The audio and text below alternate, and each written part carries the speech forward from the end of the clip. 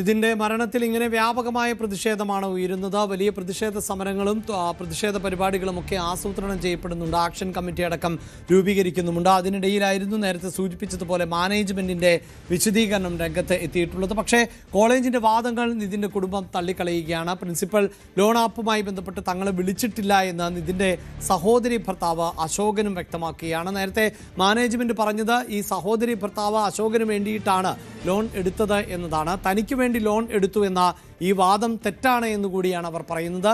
മാനേജ്മെന്റും പോലീസും loan app case അവസാനിപ്പിക്കാൻ ശ്രമിക്കുന്നുവെന്നും അശോകൻ ആരോപിച്ചു.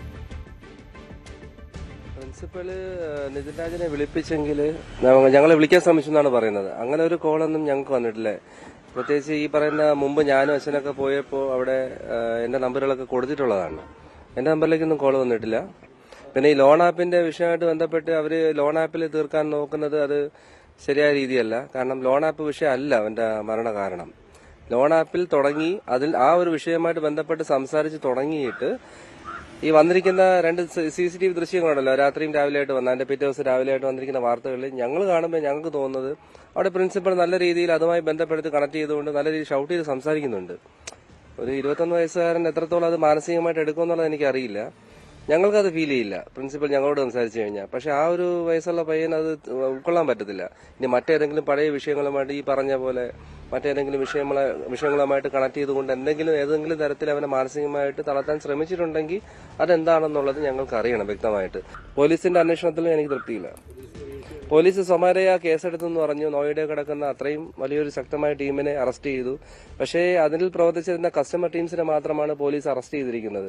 അതിന്റെ പിന്നിലുള്ള ബാക്ക് എൻഡിലുള്ള ഫിനാൻസ് ടീം ആരാണ്, ഏത് പാർട്ട്നേഴ്സ് ആണ്, വെണ്ടേഴ്സ് ആരാണ്, എവിടെ നിന്നാണ് ക്യാഷ് നമുക്ക് കസ്റ്റമേഴ്സിന് ഡെപ്പോസിറ്റ് ചെയ്യുന്നത്, അതിലേക്കൊന്നും പോയിട്ടില്ലല്ലോ. എനിക്ക് തരാനായിട്ടാണ് അവൻ എടുക്കുന്നതെന്ന് നിതിൻ രാജ് എന്നോട് പറഞ്ഞിട്ടുമില്ല, കുക്കു എന്നോട് പറഞ്ഞിട്ടില്ല.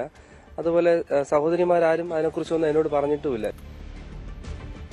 ഇപ്പോൾ വാർത്തയുടെ വിശദാംശങ്ങളുമായി സാരംഗാണ് ചേരുന്നത്. സാരംഗ്, ദിവസങ്ങൾക്ക് ശേഷം, കൃത്യമായി പറഞ്ഞാൽ 9ാം ദിവസമാണ് മാനേജ്മെന്റിന്റെ ഭാഗത്ത് നിന്ന് ഒരു വിശദീകരണം ഉണ്ടാകുന്നത്. ഈ മരണത്തിന് കാരണം ലോൺ ആപ്പാണ് എന്ന് തന്നെയാണ് മാനേജ്മെന്റ് വരുത്തി തീർക്കാൻ ശ്രമിക്കുന്നത്. ഒപ്പം നിതിന് മറ്റു ചില പ്രശ്നങ്ങൾ ഉണ്ടായിരുന്നു. അതിൽ മാനേജ്മെന്റ് ഇടപെടുകയും സഹായിക്കുകയും ചെയ്തു എന്നുള്ളതാണ്. ഈ പ്രശ്നം എന്താണ് എന്നൊന്നും പറയുകയും ചെയ്യുന്നില്ല.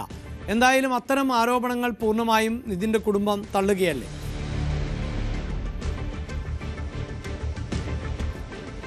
തീർച്ചയായും അഭിലാഷ്, കാരണം തുടക്കം തൊട്ട് തന്നെ ഈ ഒരു അന്വേഷണത്തിൽ പോലീസ് ലോൺ ആപ്പിലേക്ക് മാത്രം ഒതുക്കാനുള്ള നീക്കം നടക്കുന്നു എന്നായിരുന്നു കുടുംബത്തിൻ്റെ ആക്ഷേപം. അതുതന്നെയാണ് ഇപ്പോഴും അവർ തുടരുന്നത്. കാരണം ഇപ്പോൾ മാനേജ്മെൻറ്റിൻ്റെ ഭാഗത്തുനിന്നടക്കം വിശദീകരണം വന്നത് ലോൺ ആപ്പുമായി ബന്ധപ്പെട്ട ബുദ്ധിമുട്ട് അല്ലെങ്കിൽ അതിൽ ഭീഷണി നേരിട്ടതുമായി ബന്ധപ്പെട്ടുണ്ടായ മാനസികമായ ബുദ്ധിമുട്ടാണ് പെട്ടെന്ന് ഒരു കടുത്ത തീരുമാനത്തിലേക്ക് പോകാൻ നിതിൻ രാജിനെ പ്രേരിപ്പിച്ചതെന്നാണ് ഇപ്പോൾ മാനേജ്മെൻറ്റിൻ്റെ ഭാഗത്തുനിന്ന് വരുന്ന വിശദീകരണം. മാത്രമല്ല ഇത്തരത്തിൽ അതായത് മാനേജ്മെൻറ്റിൻ്റെ ഭാഗത്തു നിന്നോ ടീച്ചർമാരുടെ ഭാഗത്തു നിന്നോ സമ്മർദ്ദം ഉണ്ടായിരുന്നില്ല എന്നടക്കമുള്ള വിശദീകരണം അവരുടെ ഭാഗത്തുനിന്ന് വരുന്നു. പക്ഷേ അതെല്ലാം പരിപൂർണ്ണമായി തള്ളിക്കൊണ്ടാണ് ഇപ്പോൾ കുടുംബത്തിന്റെ ഭാഗത്ത് നിന്ന് വരുന്ന വിശദീകരണം. ഈ ഒരു പ്രശ്നം നടക്കുമ്പോൾ അതായത് പ്രിൻസിപ്പാളിനെ വിളിപ്പിച്ച പ്രിൻസിപ്പാളിന്റെ റൂമിലേക്ക് നിതിൻ രാജ് എത്തിയ സമയത്ത് കുടുംബത്തെ ഫോണിൽ ബന്ധപ്പെടാൻ ശ്രമിച്ചിരുന്നു എന്നടക്കമുള്ള വിശദീകരണം വരുന്നു. പക്ഷേ അത്തരത്തിലൊരു കോളൊന്നും വന്നിട്ടില്ല. അങ്ങനെ ഒരു കോൾ വന്നിട്ടുണ്ടെങ്കിൽ ആ സമയത്ത് തന്നെ കോൾ എടുക്കാനോ അല്ലെങ്കിൽ തിരിച്ചു വിളിക്കാനോ ഒരു ശ്രമം നടത്തും. അല്ലാതെ ഇത്തരത്തിലുള്ള ഒരു ഉദാസീനത നിതിന്റെ കാര്യത്തിൽ കാണിക്കില്ല എന്നും അവർ പറയുന്നുണ്ട്.